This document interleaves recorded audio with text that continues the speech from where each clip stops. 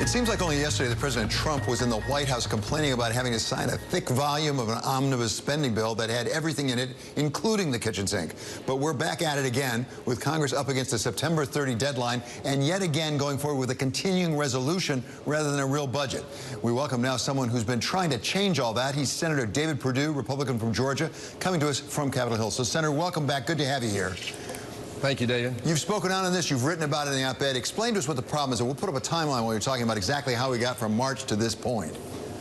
Well, you know, back in May, we wrote a letter to the leadership on the Republican side, and they agreed, and we stayed here in August to get confirmations done and to fund the government before September 30th. And here we are this week, 2 days ago, we voted to pass this down past the September 30th deadline, and I think that's ridiculous. We got 90% in the Senate funded of the discretionary spending, and now we're kicking it down the road. I voted no for two reasons, David.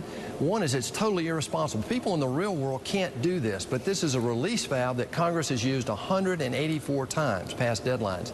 It's ridiculous. And the main reason I voted no is it doesn't take care of the president's priorities. Look, this president was elected to grow the economy, balance the court system, and to secure the borders. And we're doing great work in the economy. The economy is growing at twice the rate it was under Obama.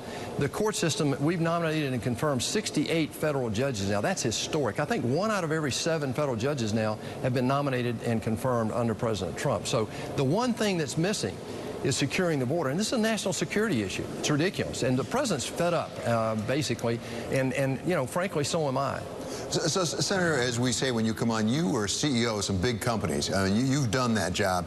You didn't have the option of saying, sorry, I can't get my budget put together. You had shareholders, you had a board of directors, you had a Wall Street that was looking, analysts who were looking at you. People respond to incentives. What are going to be the incentives for Congress to say, you know, we actually have to get the job done on time? Where does the incentive come? There are none. And that's why we fought for 3 years with the help of Trent Lott and Tom Daschle, ex-leaders in the Senate, to help us get a select committee. So we have a budget select committee now that by November, we're going to provide a bill to hopefully change the way we do this. This funding process has broken. In 44 years, Congress has only funded the government on time 4 times. It's outrageous, and it's got to be fixed now. So what comes next? This continuing resolution has to be passed by the House as well, and that gets us through, with some of the government, at least until December or something like that. What comes next? Well, if we get agreement on the wall by December 7th, then we possibly can get this thing into a permanent situation. It's about 25% of total spending, so 75% we hope before the end of September we will be able to get that funded and appropriated here and done. The problem is border security is just dripping down the road, and we've got to fix that. This is a national security issue. The president is apoplectic. He's tweeting this morning about it. We've just got to get that done. So my hope is that we get this done the minute we get past these midterms. So you know the C-suite and you know Washington. There aren't that many people that do that. Explain to those of us who don't know Washington really, who come more from the C-suite background, explain to us exactly why it makes a difference. Why does it make a difference whether we get budget or not? It doesn't ultimately matter how much money we spend and for what, rather than when we decide on it. Well, David, you know, you and I have talked about this on air. We have $21 trillion of debt. How did we get here? Under President Obama, we added $10 trillion to a $10 trillion debt that he came into, and now we have $21 trillion. These big omnibus, and by the way, in March, the president said he wouldn't sign another one, and that got, I believe, it put religion into the leadership in the Senate, and we did work through August to try to get this funding done. We just got very close, and then they decided to kick the can down the road. This is important because of our burgeoning debt, and if we don't get serious about that, we're going to get to a point where we can't deal with it. Social Security, Medicare, and Medicaid need to be saved, and right now they are one of the big problems of this runaway expense over the next decade. So I want to talk about entitlements, but before we get to that, let's talk about just the discretionary spending, because what the president basically said in the White House back in March was the only way to get this done was to agree to all of the above. The Democrats get everything they want, the Republicans get everything they want. That just adds up the bill. That's not the way you run a company, obviously. Again, how do we get past that phenomenon where we actually make some tough decisions and say, you know what, you can't have everything you want? Well, we actually have a proposal from a Democrat, Sheldon Whitehouse, who says, look, let's go out in the future, pick a date, and decide what our debt should be as a percentage of our GDP, and then do a roadmap back to today where every year you have guardrails about what you can spend to get to that debt to GDP ratio.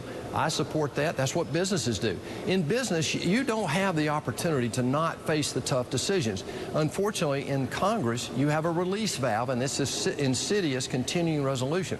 The president's fed up with this process, and frankly, so am I. We can do better than this for the American people, and they demand it. That's how President Trump got elected. Frankly, that's how I got elected.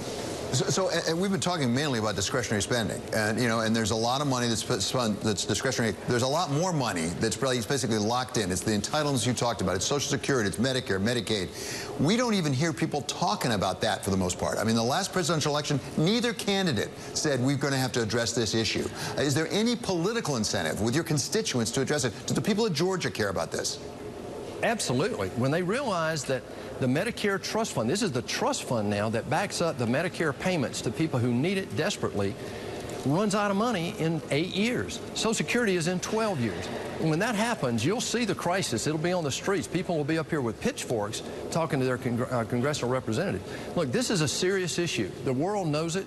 $21 trillion going to $30 trillion over the next decade. We cannot let that happen. President Trump is addressing that by trying to grow the economy. We have this select committee to fix the budget process. We've got to reduce discretionary spending, no doubt, but the real issue is mandatory.